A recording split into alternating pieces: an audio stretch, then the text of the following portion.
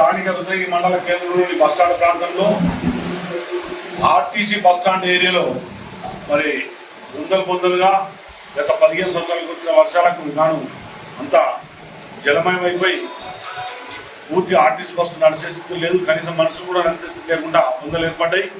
కిందట RTC chamber కూడా అందుతుంది. ఒక దశలో బండి బొర్రవడదు అనిపించింది. ఇప్పుడు ఇక్కడే ఉన్నాం.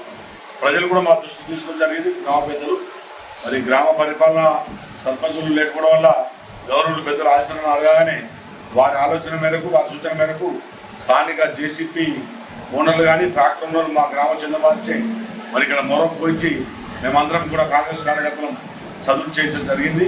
ఇదే కాదు, ఊళ్ళో అక్కడక్కడ ఎక్కడ సీసీ రోడ్ల ప్రాబ్లం ఉన్నా మరి గవర్నమెంట్ పెద్దలు ఆశలను దృష్టికి తీసుకెళ్ళి రోడ్లు అయితేనేమి లైట్లు అయితేనేమి ఇంకా కావాల్సిన ప్రహారీ గోడలు సంఘాలు కానీ వీటన్నిటి కూడా మరి పెద్దల గౌరవనీయులు వారి ఆలోచన మేరకు ఇవన్నీ చేయడానికి మేము సిద్ధంగా తెలియజేస్తూ మరి ఇంకా ఎలాంటి సమస్యలు చేయడానికి మా ముందు నాకు తెలియజేస్తూ ఇక్కడ వచ్చే కాంగ్రెస్ కుటుంబ సభ్యులకు ప్రత్యేక ధన్యవాదాలు తెలుస్తున్నాం.